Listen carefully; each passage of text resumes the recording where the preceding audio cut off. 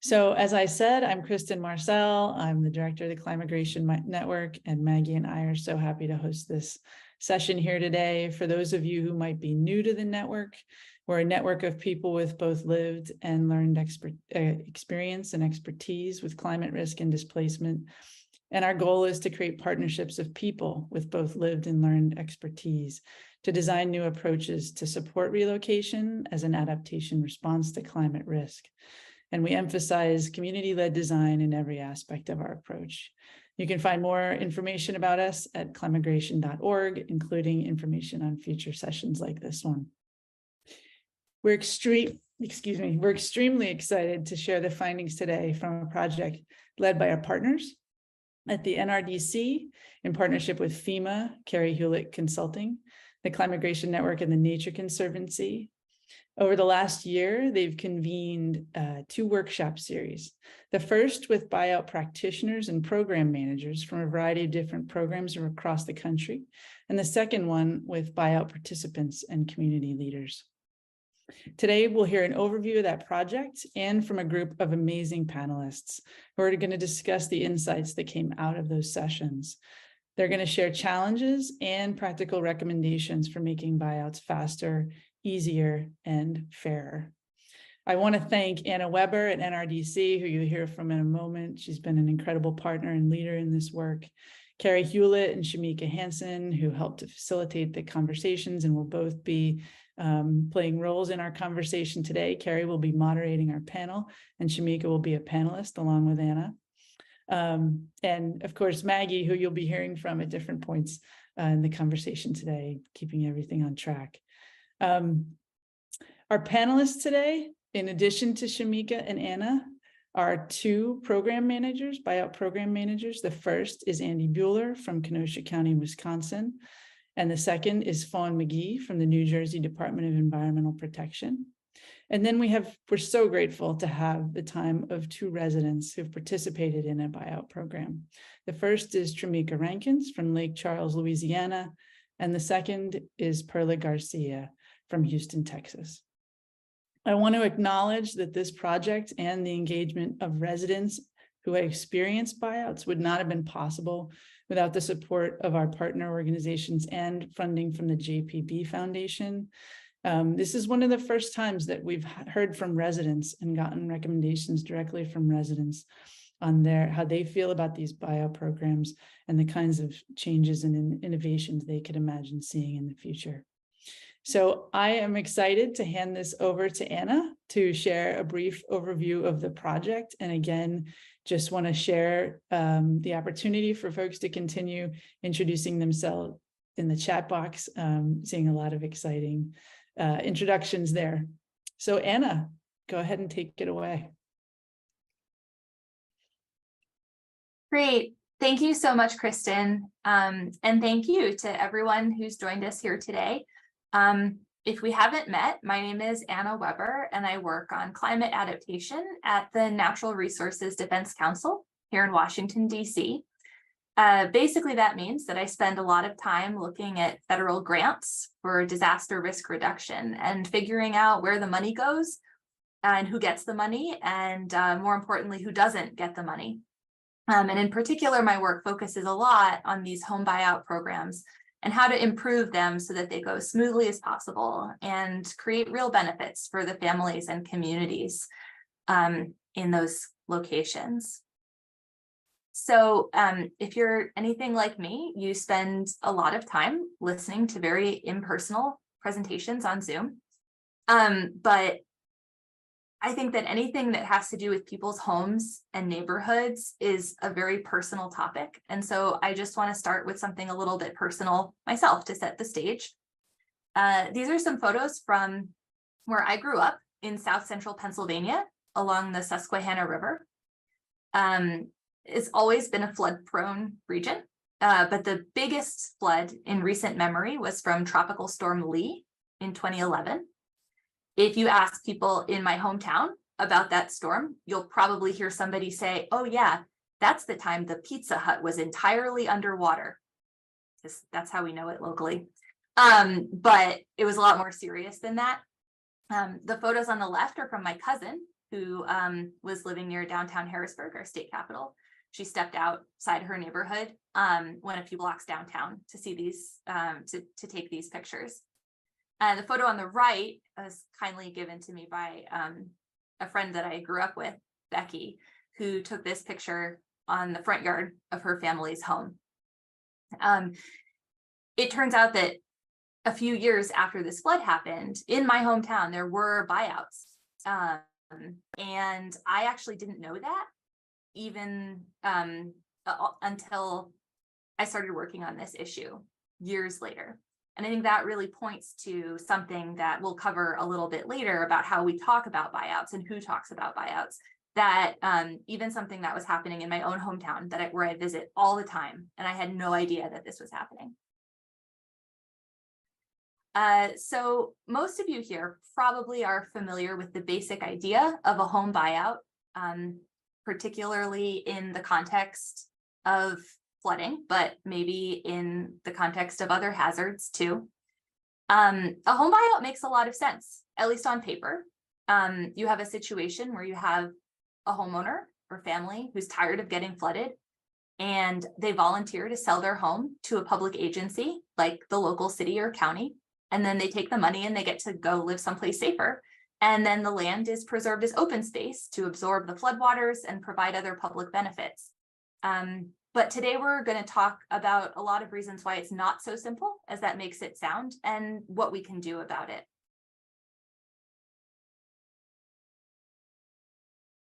So in reality, a buyout project is very complicated, and it often takes a very, very long time.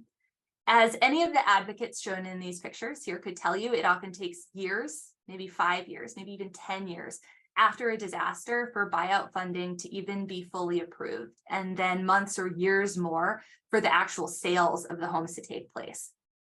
And at the same time, even when community members desperately want to leave their damaged homes, there aren't always safer homes to move to, at least not for the amounts that government agencies are willing to pay for. In my opinion, buyouts are an intersection of disasters and housing, which are probably two of the most unfair and discriminatory areas of policy in the United States. And so buyouts have a lot to reckon with. There's a lot of complex challenges that come into play when we're talking about helping people move away from their homes and neighborhoods. In addition, these projects are very complicated, and the programs that fund them, as many of you here know, are very, very complex and demanding of the people who are trying to manage the grants. And as a result, the bottom line is that our current process can't even really deal with the current need and demand that we have now, let alone what we are going to face going into the future, let alone trying to center equity and justice and situations where there's been massive devaluing of the value of flood-prone properties in neighborhoods that have faced decades of discrimination and disinvestment. And in many cases with buyouts, we're still struggling to get the easy cases right. And we're going to need to do better going into the future. And before I dive into the details of this project, I want to emphasize that here today, we're not advocating for buyouts. We're not saying that this is something we want to happen to anybody. And personally, I tend to think that the best buyout is one that never has to happen. But I do want to advocate for better buyouts when they do have to happen so that they can work for communities and for local governments alike. So just a little bit of background on the project that is bringing us here together today. At NRDC, we've been working on issues related to buyouts for several years, and so have a lot of other organizations and researchers. There's really been an explosion of interest in this area. And like I said, there's a lot of challenges, but there's also a lot of great ideas out there about how to make buyouts better. Unfortunately, a lot of those ideas are still just ideas. We are struggling to get past the stage where we say, well, why don't we just do this? And to the stage where we actually just do it. So initially, when we began this project, we wanted to talk to people who have experience conducting buyouts as part of their job and figure out what the specific activities were that we need to do in order to put these innovations into practice. But then we realized that that's leaving out another extremely important group of voices, which is the community members who are living with these challenges day in and day out and trying to navigate buyouts in their own communities. And so what we did was we joined together with our partners, as Kristen described, and thanks to funding from the JPB Foundation, we were able to pull together a group, not just of buyout practitioners, but also a group of buyout participants. So we could host 2 sets of workshops and combine everyone's ideas to improve buyouts from everyone's perspective. Here's a map showing the locations that are represented by our workshop participants. Like I said, we held 2 sets of workshops. With our practitioners and program managers, we met 6 times through the first half of 2022. And then with our buyout participants and community leaders, we held 3 meetings during the summer and fall of 2022. You can see that we have a pretty broad range of geographic representation here, all throughout the continental United States, including a couple of our program managers, including Fawn here today, who represent a program from an entire state, which is why in 2 cases, a whole state is shaded in. All right, so what did we learn from the discussions with our buyout program managers and practitioners? So we had a series of conversations first to confirm the issues and challenges and barriers that we're facing to make buyouts better. We discussed the innovations, the ideas that people are, throwing around out there to try and address these challenges. And while we started off trying to think very specifically about these individual ideas to innovate on buyouts, our conversations kept coming back to a bigger picture, which is basically that we tend to think of buyouts as projects, something discrete that has a beginning, middle, and end. But really, in order for a buyout to be successful, it's probably better to think about it as a program, something that's ongoing, where we are learning lessons and applying them as we go forward, that way we can plan ahead and we can be ready for opportunities, for example, if new funding becomes available.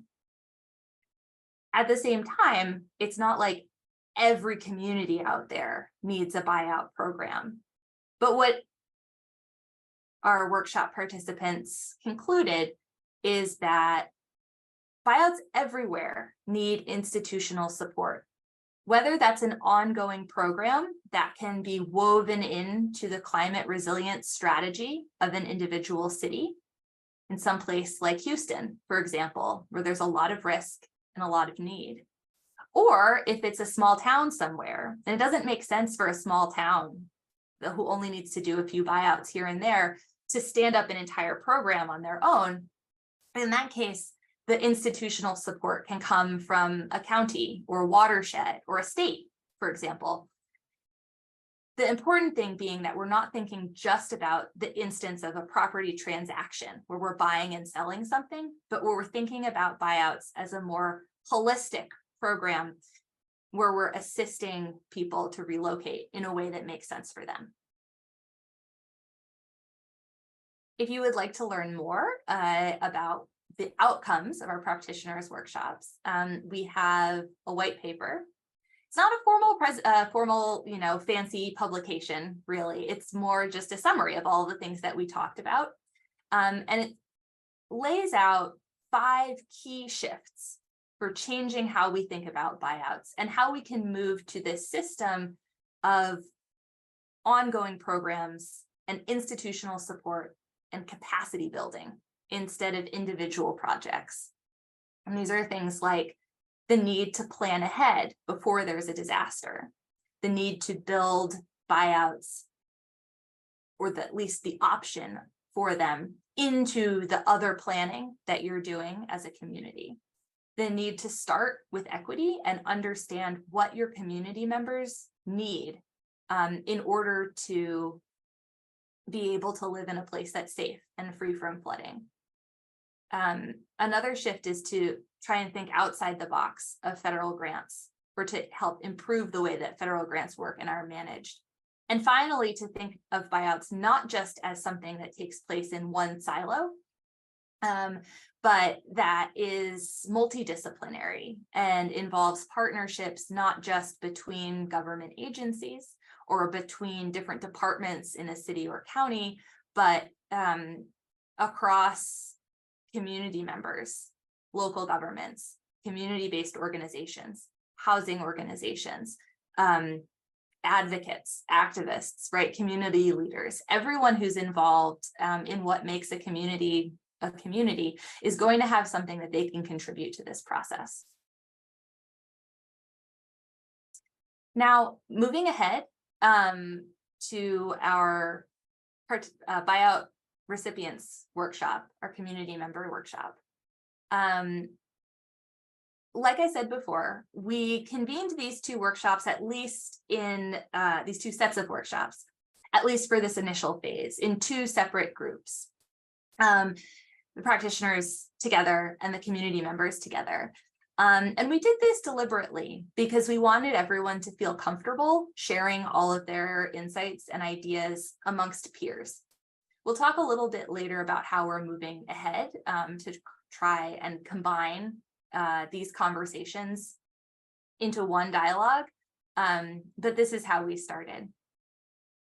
We identified the funding to be able to pay our participants because our practitioners are getting paid as part of their job to participate in these kinds of discussions. We wanted to make sure that our community members are being compensated as well. We realized early on that we needed to provide access in English and in Spanish in order to accommodate the people who have participated in buyouts in many locations around the country. We decided that we needed to start by building some trust and some familiarity with each other's stories amongst the participants. We spent a lot of time talking about our stories and realizing, recognizing from the start that buyouts are really hard, and they're emotional and they're personal. And we wanted to create a space where everyone felt comfortable sharing their stories and giving their ideas, but without re-experiencing the trauma that comes along with some of these projects.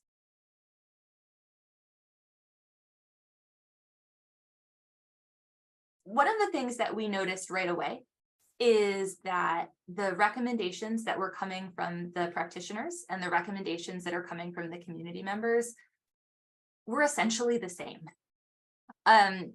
We summarized the recommendations from the practitioners workshop for this second set of meetings and went through a similar process of talking about what the challenges are and what can be done about them. In both cases, like we said, for the practitioners, but then also for the community members, everyone is pointing to these same ideas that buyouts basically just need better support and more capacity to be treated as a holistic program, not just something that is only related to purchasing and selling a property. Similar to with the first set of workshops, in our second set of workshops, we identified a few key needs that community members feel would provide for a better buyout experience. The first one is a guide, someone who you can call, who's reliable and trustworthy and knowledgeable, and most of all accessible, who knows the answers for what's going to happen next in a buyout and can guide you through the process. We spent in this conversation a bunch of time talking about how the ideal person for this is probably someone from the community, maybe someone who has gone through this process themselves and accepted a buyout in the past. Because who else is better to speak to these experiences? Obviously, when we talk about buyouts, funding and money is a key concern. The conclusion, of course, is not just that there needs to be more money to cover what people need, but also that the funding should be used wisely, and common sense practices like letting you keep your refrigerator instead of requiring it that it be demolished with your house, so that you can save money in some places and use it where it's really needed.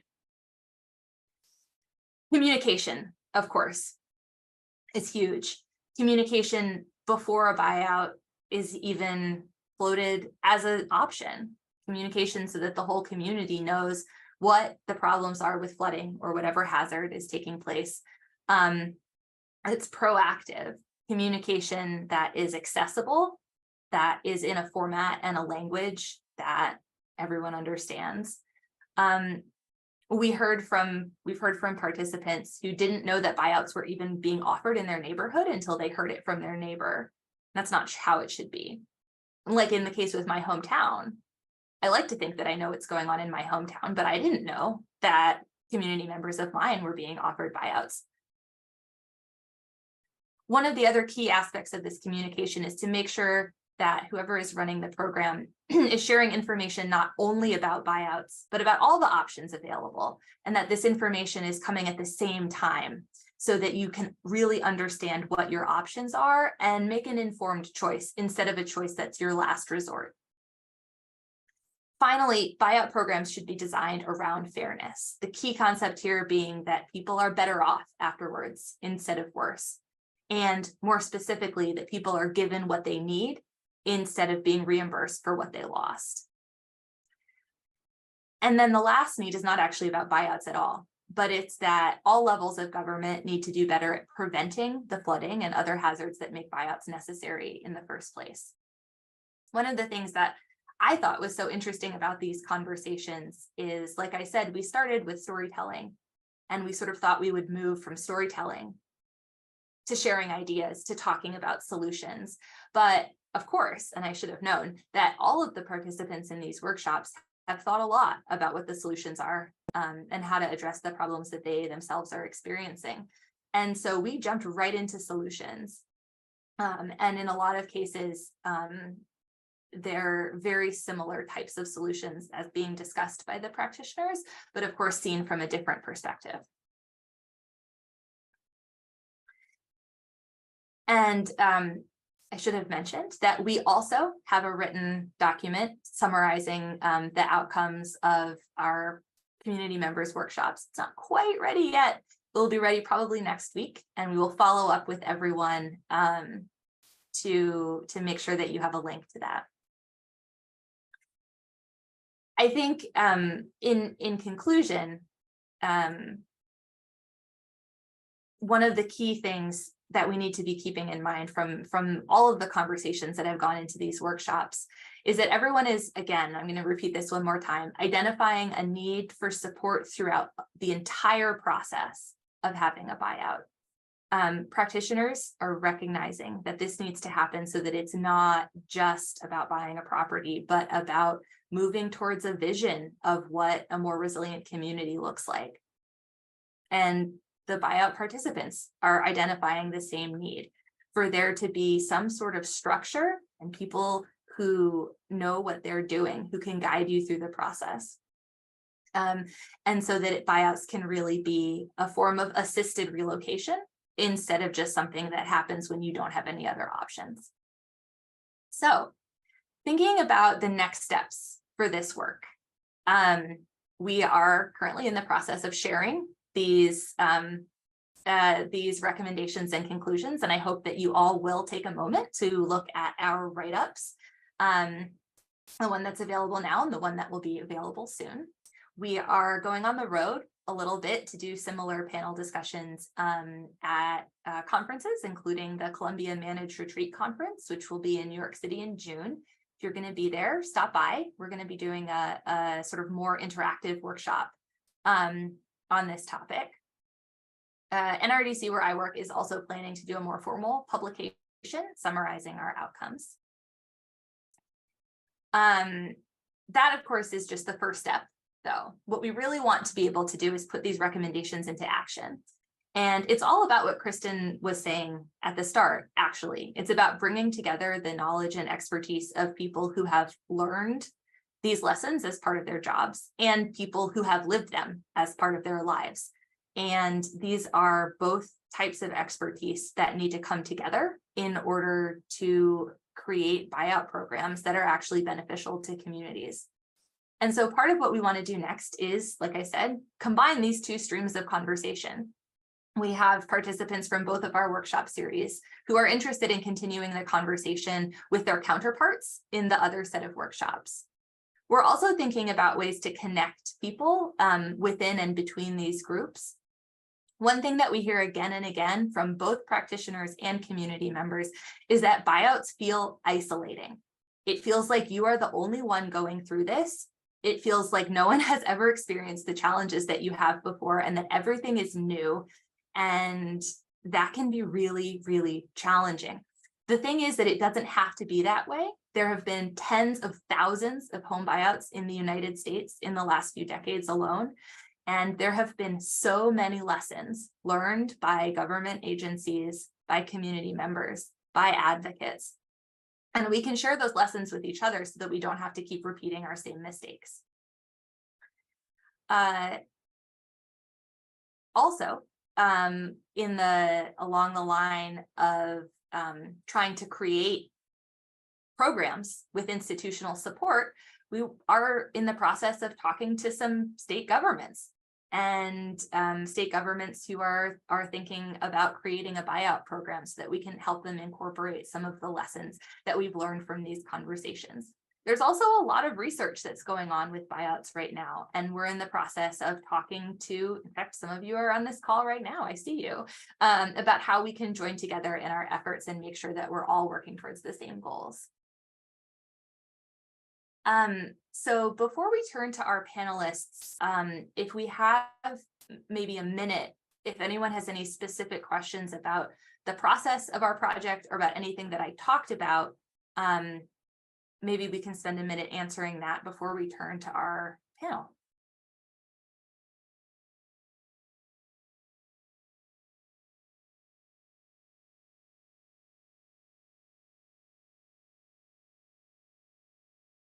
I'm just taking a look at the chat. Mark is talking about a similarity between buyout guides and healthcare navigators or patient navigators. Absolutely.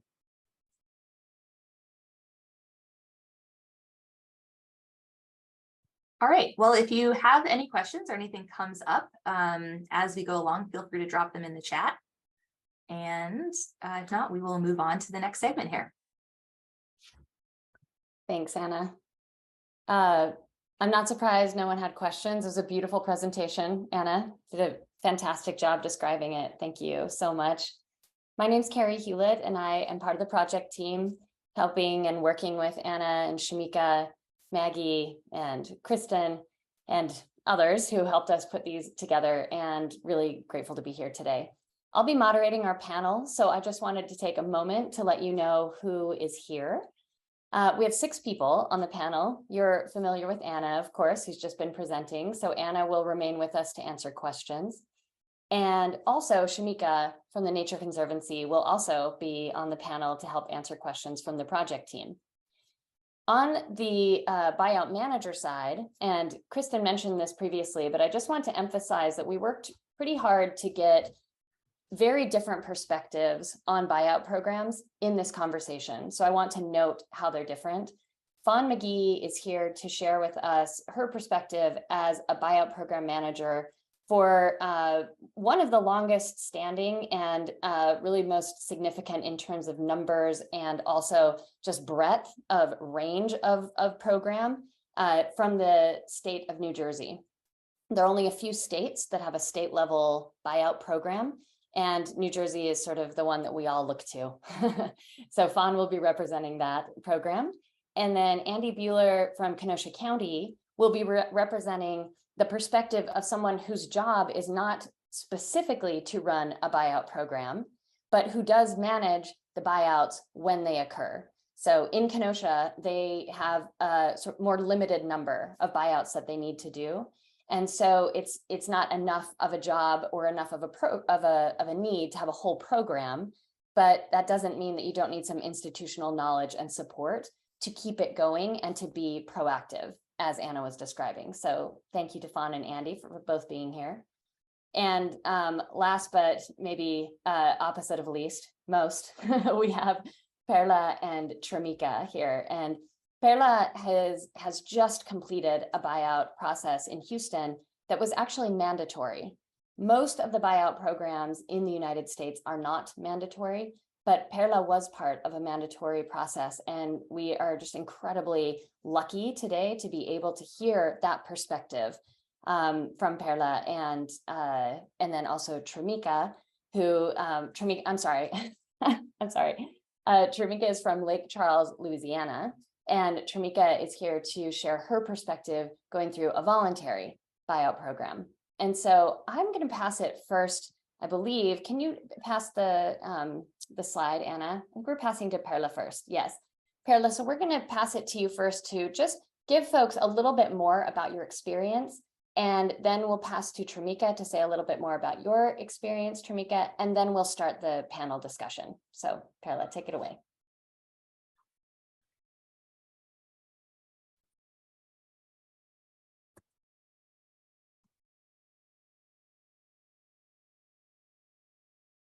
Hi, good afternoon. My name is Perla. Can everyone hear me? Like everyone can see on the pictures.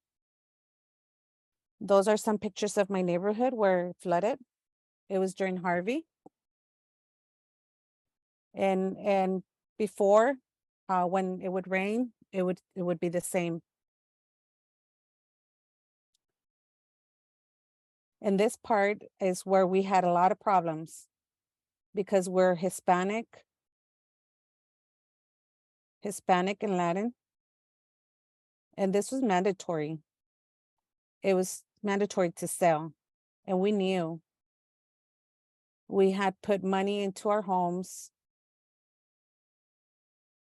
And in that area, there was elevated homes that had never been flooded. We started receiving mails in the beginning of the pandemic.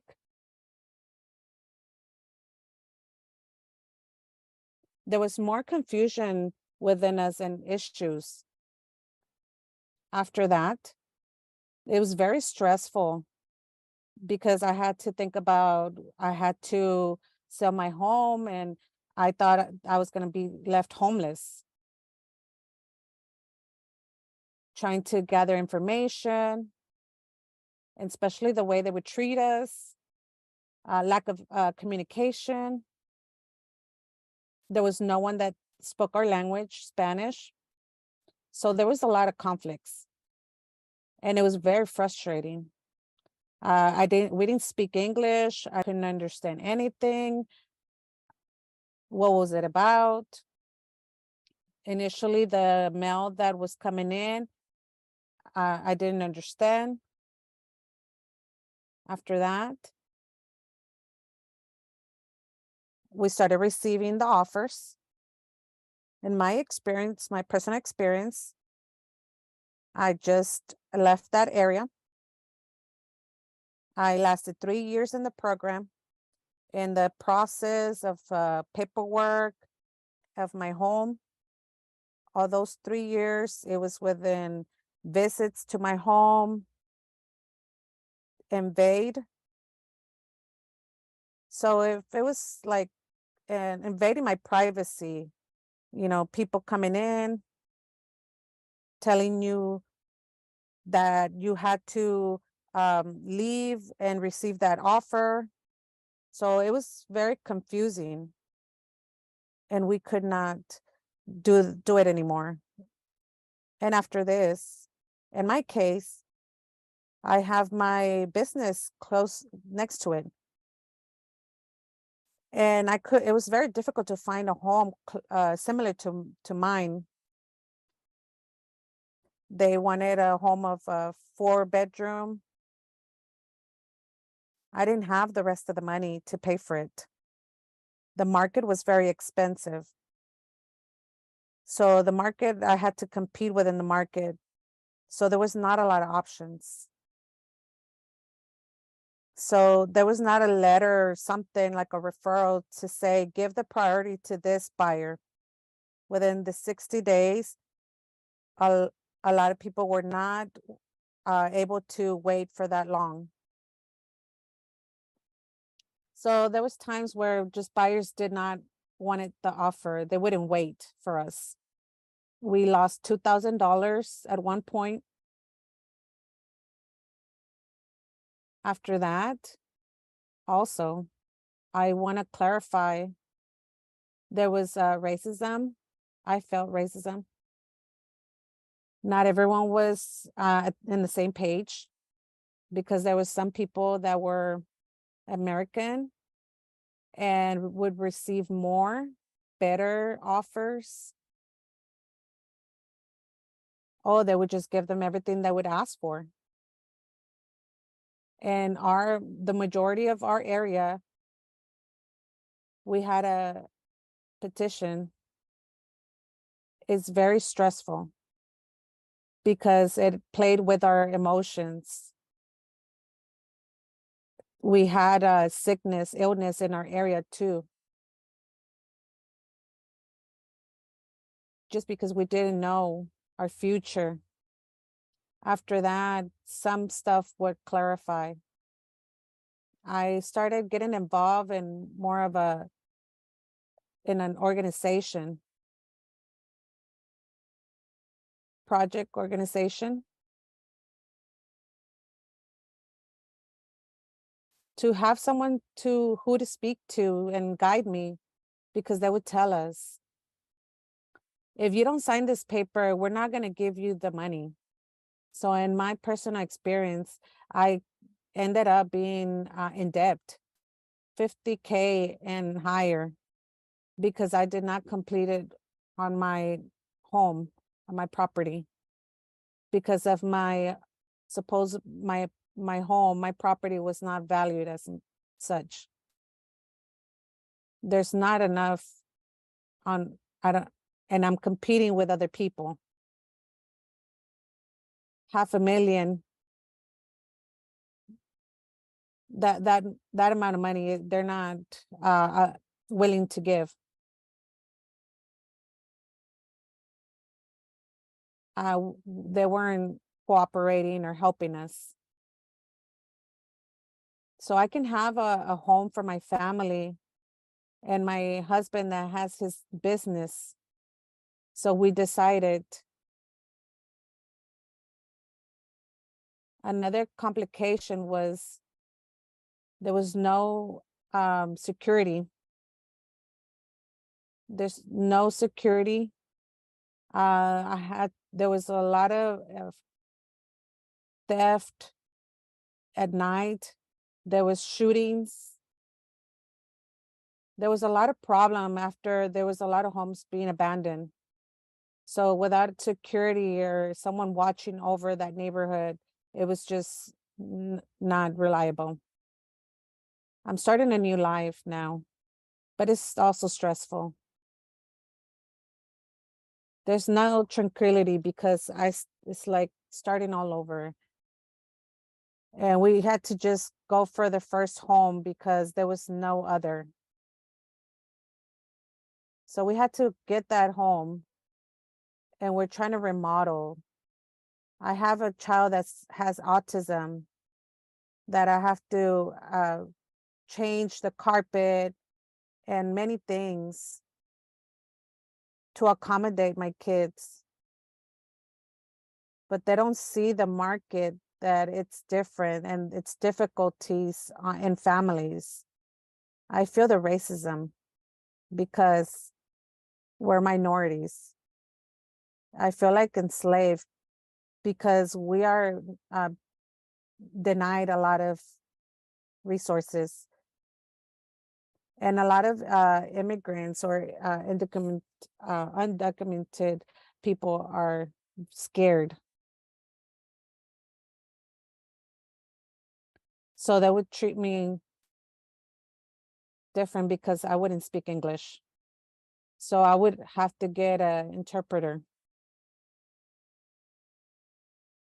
And I wouldn't understand because they wouldn't explain clearly the documents. At the end, we would have to sign documents. We really didn't know what they said. The government and the County of Harris, they would try to help us, but when there's a director in a program or in an office, and we give complaints, but they don't want to leave. It's just a problem. So a lot of people just got frustrated and just signed just to leave. Some people had to pay just extra to live inside the county. Sometimes paying taxes. Some people will use that money to pay taxes. In my case, I would pay $3,000. Now I'm going to pay $8,000. That's a very drastic change and very hurtful. It's in a property that we invested and now it's ruined. It's gone. It's ugly. The area is bad. And now it's not even ours. It's the county's. We have nothing to do with it anymore.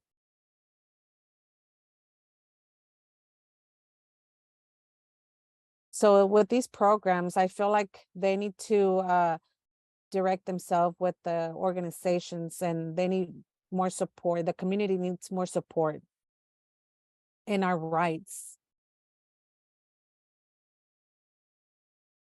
They feel like they don't have, their right is not to help us in the way they have to.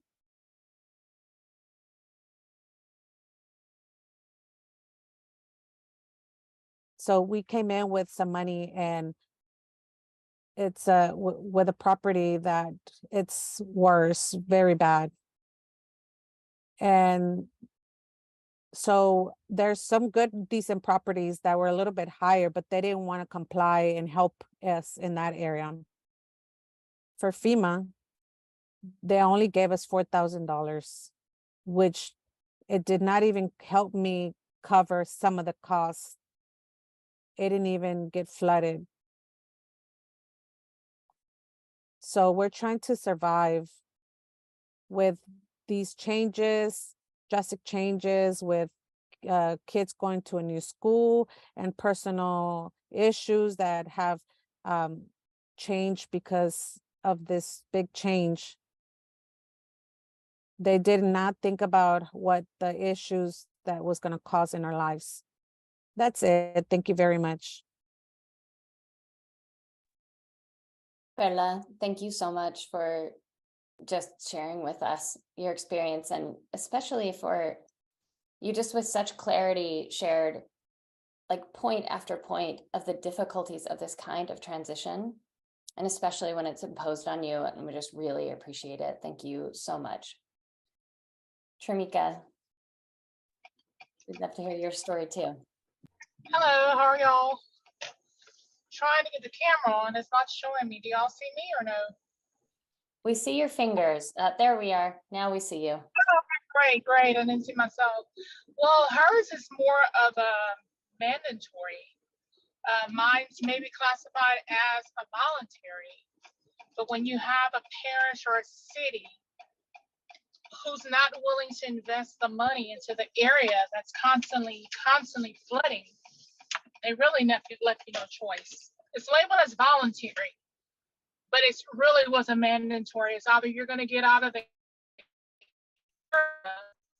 or you're going to continue experiencing the mental anguish that you're going through. Yes, I have completed my buyout process on the July 12th of 2022.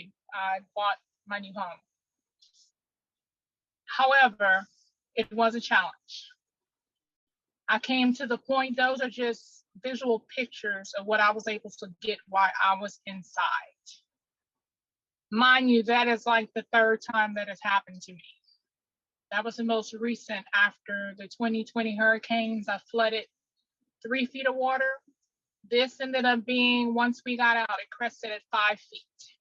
That's how much water went into my house. I am 6'1.5". My son is 6'6". When I walked out of my home, the water was already to the door, the second door of my vehicle. I'd already lost the vehicle. The water took over that vehicle. And the water was above my waist. And that's what I was walking through. That's only a tidbit of what we went through. Because like, as I said, that was the third time. We had a parish that decided to say that they were not investing. I think it was going to be $3.5 million to put another pump in, because the pump had failed 2020 after the hurricane that's what flooded my home. They refused to put that in because they said it was only going to mitigate, from their study, it was only going to mitigate the flood waters by 1 feet. So they refused to invest that in a property.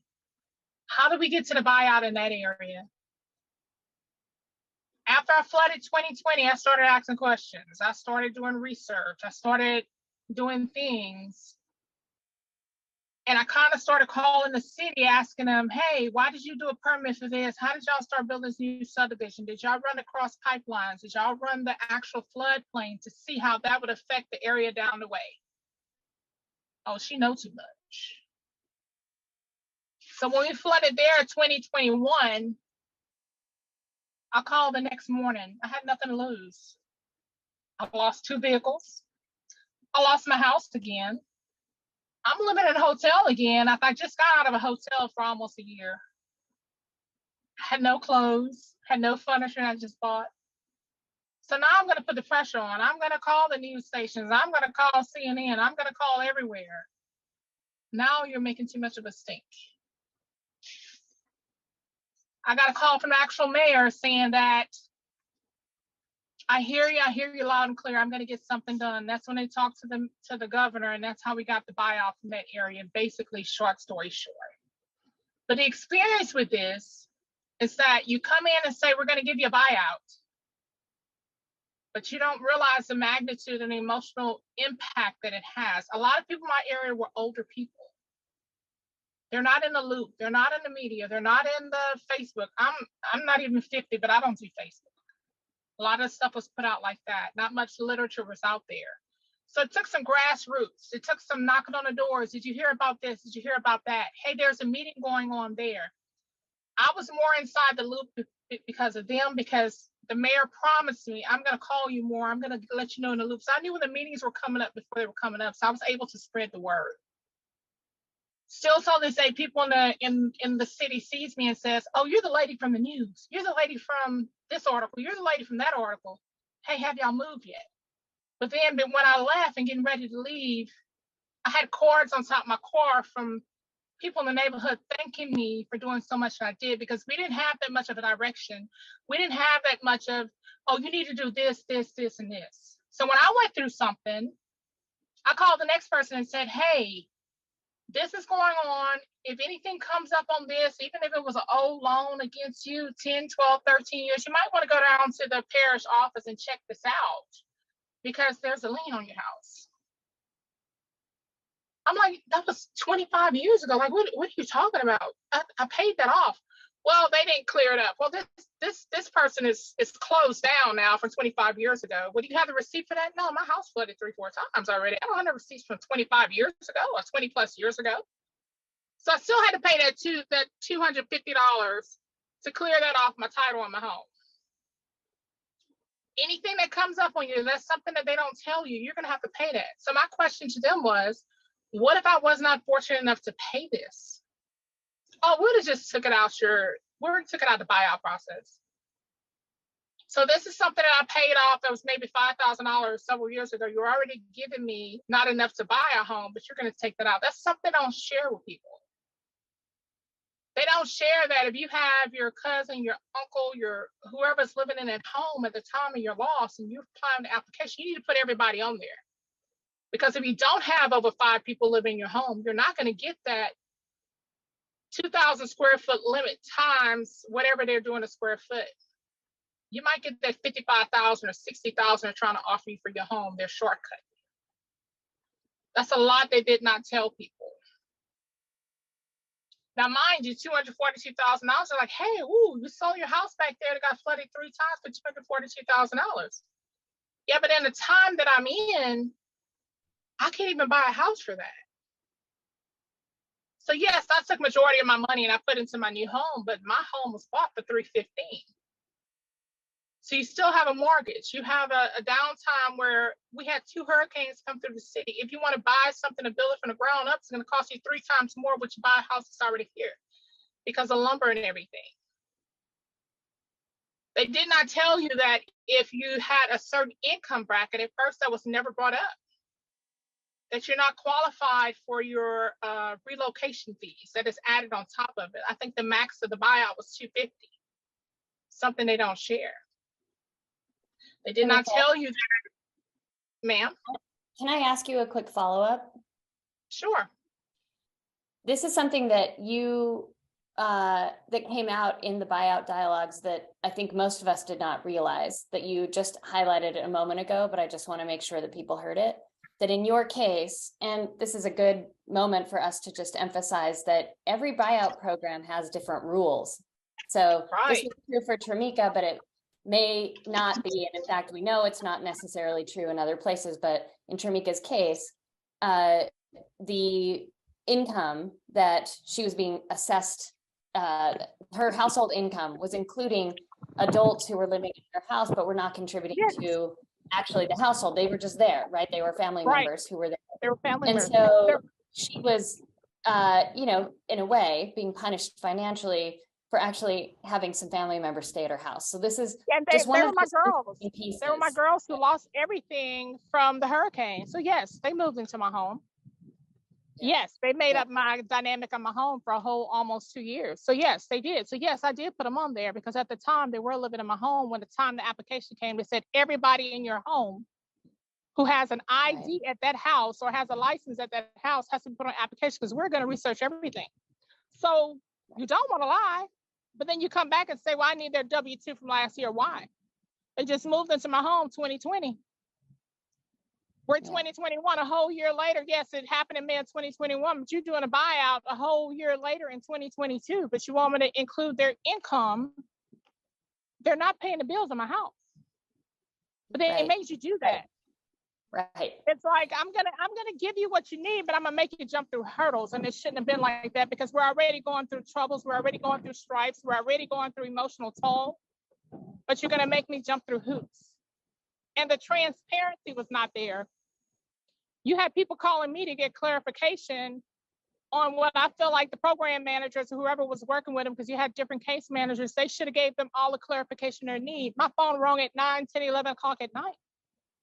But I didn't care. Everybody's like, if you need to know something, call her.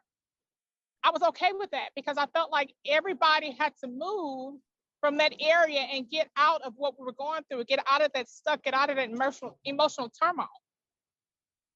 When you have a 2-year-old ask you when it rains to sing rain, rain, go away because my house is going to be messy again, that is an emotional abuse on a kid. Mm-hmm. But as far as the transparency goes, they dropped the ball on that. Yeah. Maybe they did not know how to answer questions directly because the program was so new for Louisiana. It was different people coming in. That may have been the problem. But the training and the direct and the transparency needs to be done a lot better because people were lost. Mm-hmm.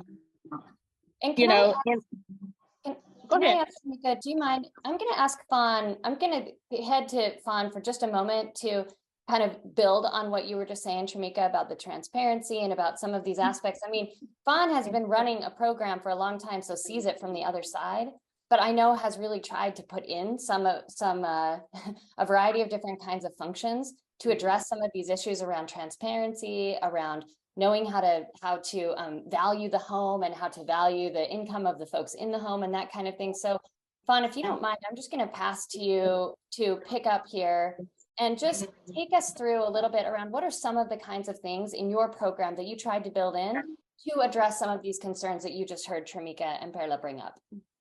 Well, first and foremost, that's one of the hardest parts of what we do is listening to those stories.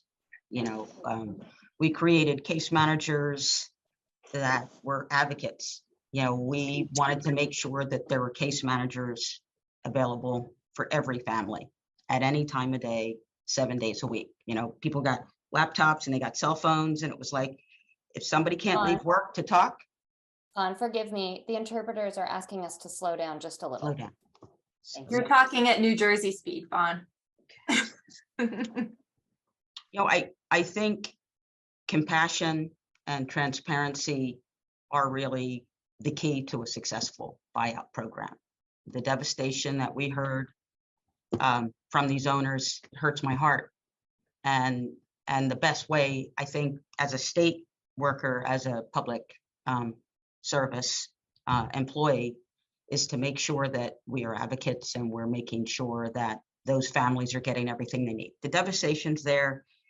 You can't make the rain go away. And here in New Jersey, and I'm sure a lot of you folks know, the rain's going to keep coming. So the reality is that we really just have to do the best we can.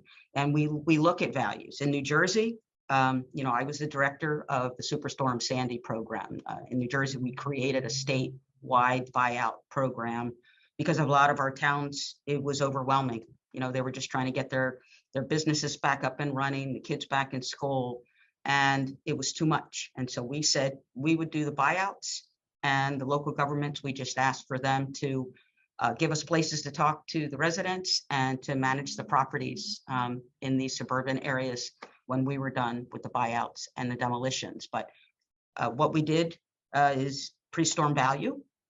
If you didn't like your value, we let you go out and appeal that value, and then we would hire a third independent appraiser to look at both of those reports and come up with a final number. We tried to move as quickly as we could. A lot of people had insurance claims, and it was like, if the buyouts and part of what we want, just from my years of experience, the changes I'd like to see is this happening faster.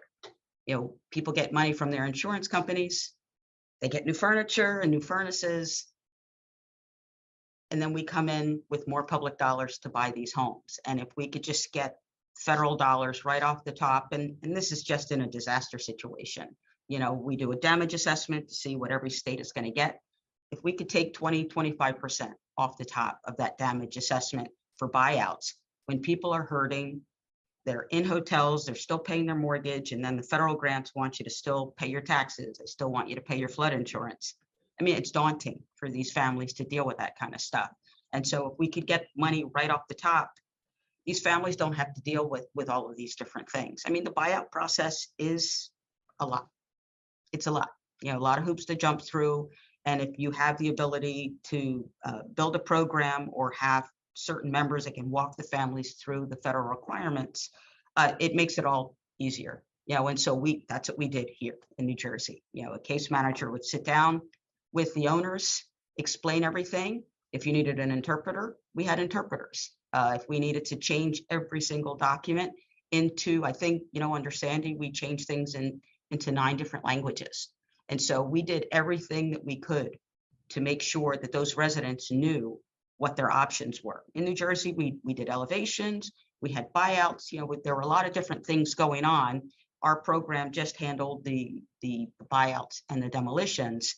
And then we looked at clusters of homes so that in New Jersey, we're the most densely populated state in the union, and we know we're going to hit carrying capacity. So we don't have the luxury of saying, we're going to take all you people and move you somewhere else.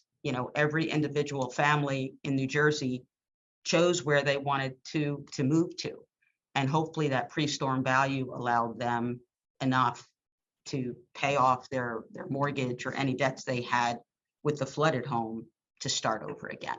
But it isn't enough. And some of the suggestions that we've put forth is whatever value is needed. If you have in New Jersey, we had a lot of upside down mortgages. And so we created a program to start negotiating with the banks to make sure that the banks would accept the buyout value so that those folks weren't left behind. People would move out of their homes, they take their insurance money and fix them up and then get a tenant in because the family didn't want to live there anymore. We built a buyout tenant relocation program. And so we took care of the owners of the property so they could move on, and we took care of the tenants so that they didn't have to live in those situations. So I think with any buyout program, the most important part is listening to the owners of these homes and trying to be patient and as compassionate and as professional as you can in taking them through this process as quickly as possible. Every month that the buyout isn't happening, they're paying a mortgage payment they can't get back. And so that values at the beginning, when you offer that value, it sounds like a good number until it takes month after month after month for them to deal with all those carrying costs and then look for a new place to move on. So speed is critical. Money up front is critical. And, you know, I hear what these women are saying, and we need to do better. We need to do better. And, you know, Kristen and Anna and Carrie, you guys put an amazing group of folks together to make sure that we keep asking the questions and talking to legislators in Congress and states and counties to say, buyouts matter. You know, the Sandy buyouts that we did over 800 of them. Still kind of working on some of them because COVID kind of pushed things back a couple of years. So we're still wrapping that disaster up. But we've done great restoration projects in some of those communities and buying those homes in clusters. You know, I mean, I think Anna mentioned it earlier, you know, you take that holistic approach to a community and, you know, you're helping the homeowner, the community, and the environment. So in a lot of these places, we've restored, you know, flood storage and wetlands with native species and kiosks that explain what used to be there, and benches so that people can just kind of have a nice natural place in their community. The people that are left, that service community of folks that are still left in that community, still have some absorption. And we've been told by some of those communities that with Ida and Henri and some of the storms that happened after Sandy, they didn't have to evacuate some of those areas. So these things do work, and they do help strengthen and create healthier communities. So obviously I'm a huge buyout advocate. And, you know, I apologize for, you know, what Tramika and Perla had to go through. We have to keep doing better. I hope what we created in New Jersey can be a model across the country, and we keep doing the buyouts. Thank you, Fawn. It's so hard, right? Like, you don't take a buyout if everything's hunky-dory at your house, right? That's the tough part, is that you're between a rock and a hard place. That may be the definition of being in the space where even considering a buyout is part of it. And so with no good options, it's tough to think about what, it's tough to sort of balance the criticism on all sides. But like you said, we have to keep doing better. That's why we're here today, to learn. Perla, I saw that your hand was up. Do you want to jump in here?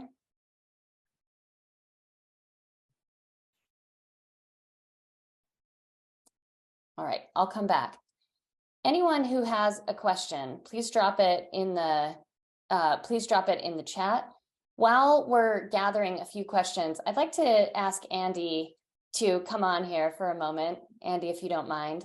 I mentioned earlier that Andy runs a program in Wisconsin that isn't a buyout program because of the number of folks who need buyouts is not so large that they need a standing program, but they do have institutionalized over time processes that allow for those buyouts to happen when either money is available or when circumstances require, like a storm, for example. So they're a very proactive program at this point. And it's been, I think you can correct me, Andy, but I think it's been about 20 years that you've been building these processes and these systems.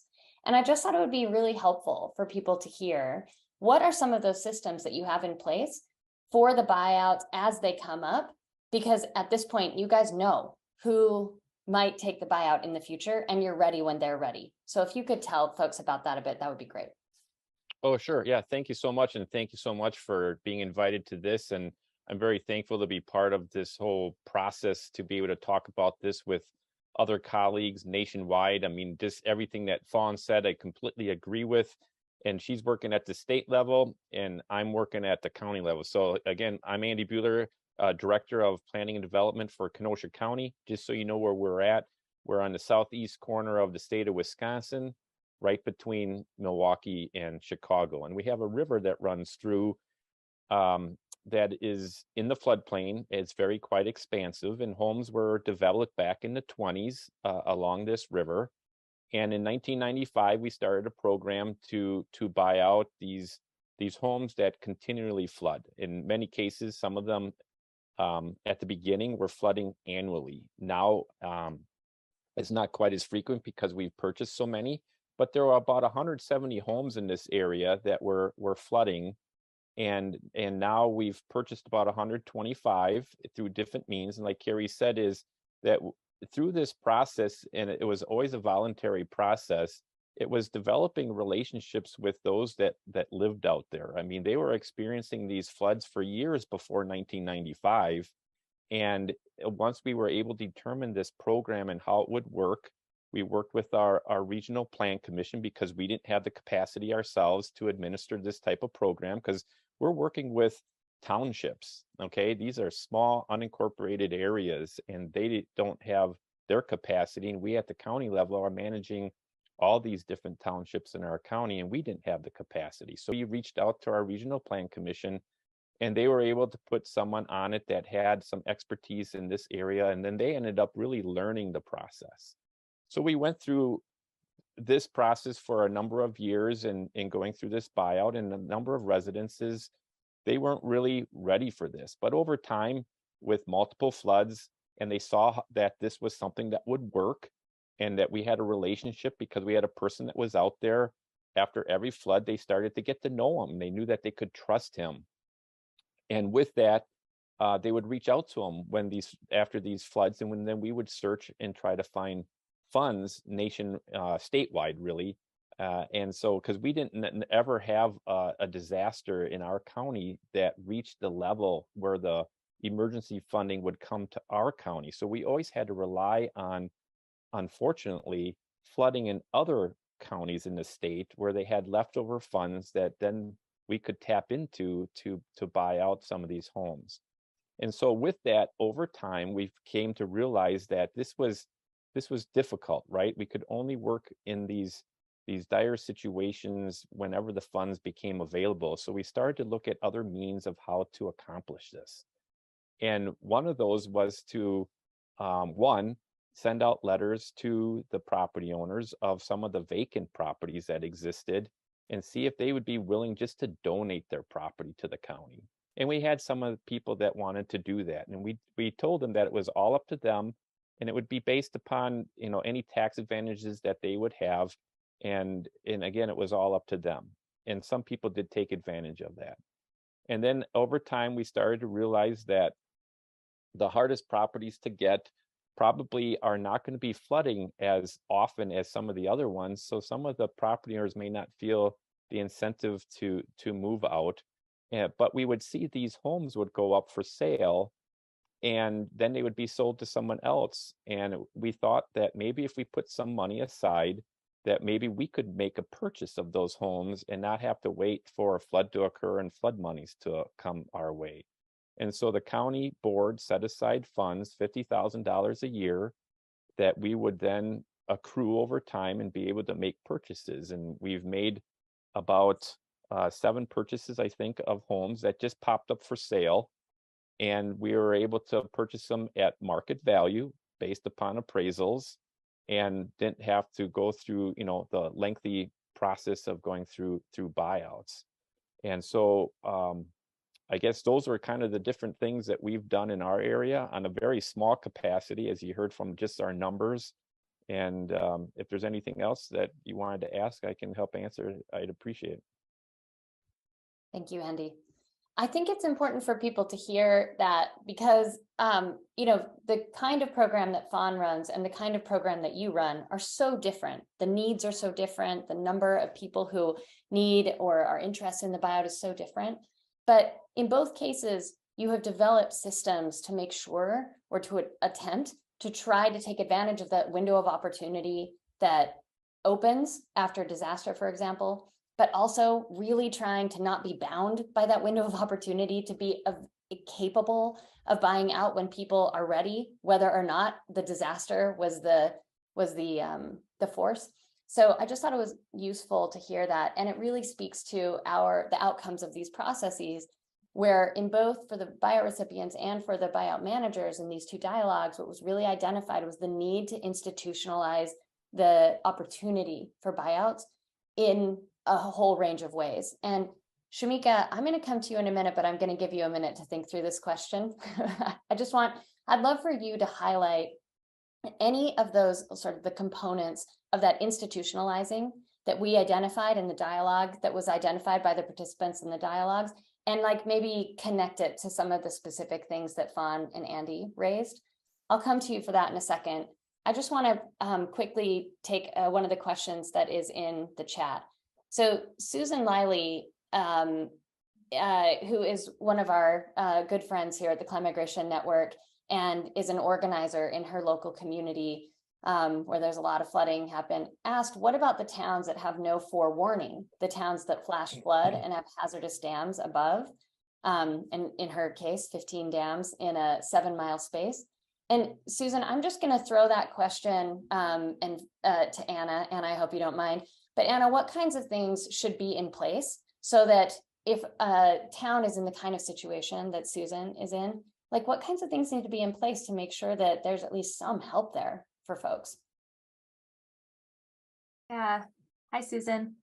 I think that this is one of those examples that shows how the systems that we have now for buyouts don't work very well in sort of the modern circumstances that we see today.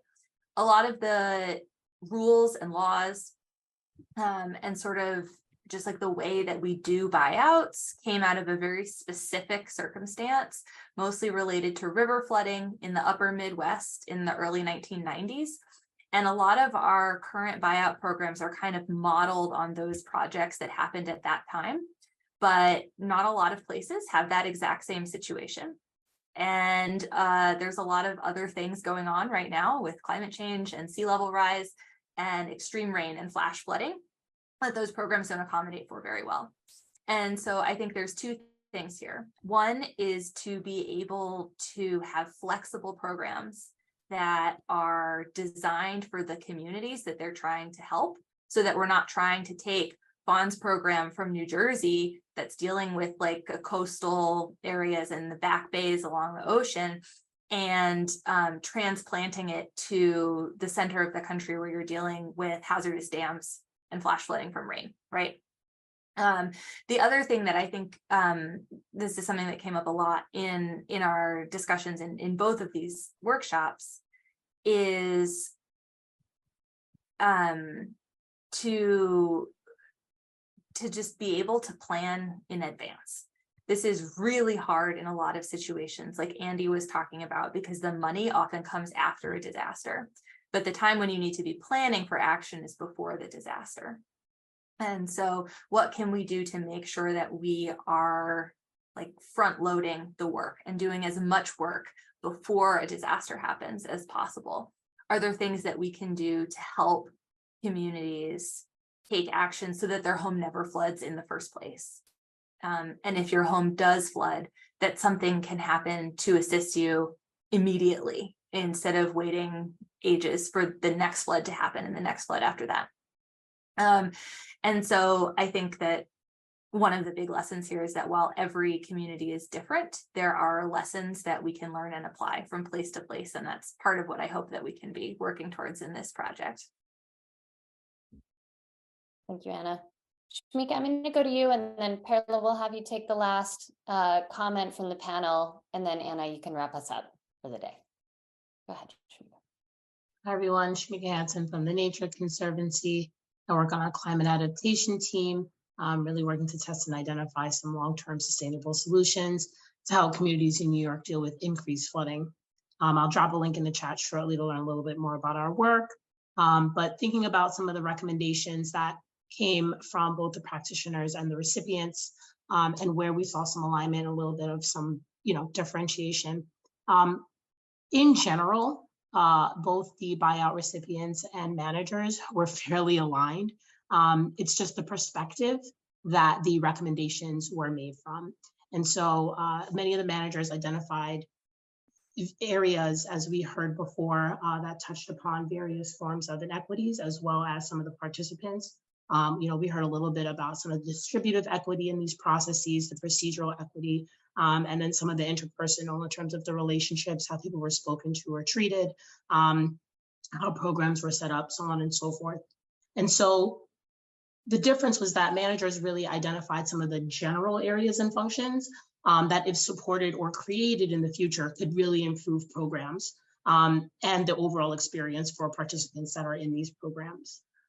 They really focused on some of the high-level changes to the system and overcoming challenges to the programs that they were running, whereas participants' recommendations aligned but showed up a little bit differently.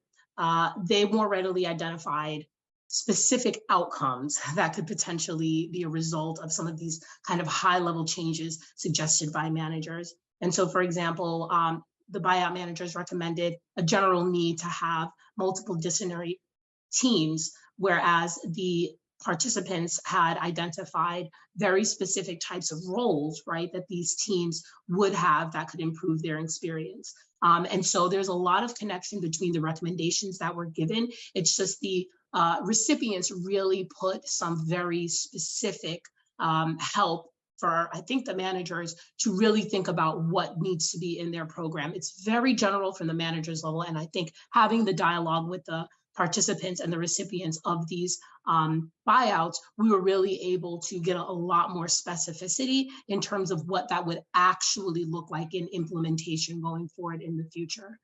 This is the same thing as Fawn mentioned before, in terms of having a guide that was asked for by the recipients as well. And we really heard from the story that both Perla and Tramika told us that throughout the entire duration of the process, they were already dealing with a lot. And so just having people that could listen to them, that could hear them out, that help them not have to become expertise in these programs, right? They definitely have a lot of alignment in what we've heard in both sets of conversations. And I want us to make sure we're getting out on time. So I'd like to pass the mic to Perla to finish out our panel, and then to Anna for wrapping.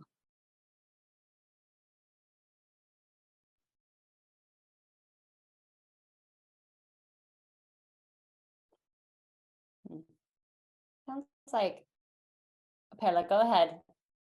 If you could try to keep it to about a minute or two so that we end on time. Thank you, Perla. Go ahead. Hi, I just wanted to give my opinion. It's not just about climate change, but it's just the cleaning. There was very good workers in the county, good training. There's also people, they're gonna need a seat to do good in their job. For the people that I saw, that they would say that they would work, but I saw that they would just work really with no supervision, and they would just stay in the vehicle and do nothing. And also I want to clarify, there was a lot of issues because they would not give us the correct rights. They would just give us whatever market value they like. It's not so much about the status, immigration status, but it's very difficult. discriminating because the majority of the people that don't have documents are the parents. And it's very distress for those families. And they live that stress jointly with their kids because of that. I am seeing it with my eyes and on my neighbor, with a neighbor. They promised her 2 months of rent and it hasn't been successful. That's it. Thank you so much.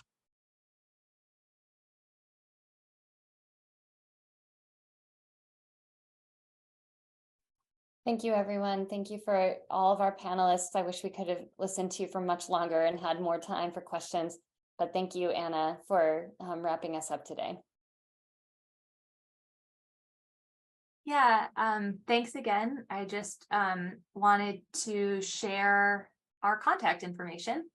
Like we talked about through the discussion today, the whole point of this project is to be bringing people together and sharing our experiences and sharing our lessons.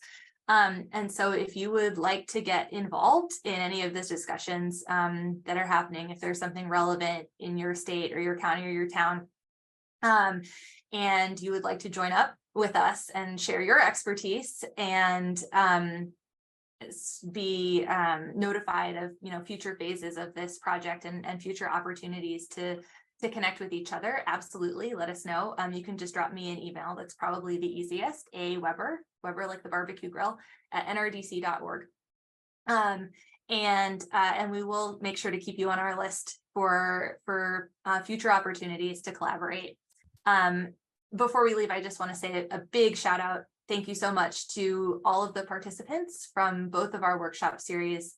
Thank you so much for taking the time to share your experience and your expertise. Also, thank you to our project team that you've heard from today. Especially shout out to Maggie for handling so many of the logistics and keeping us on track and making sure that our technology works.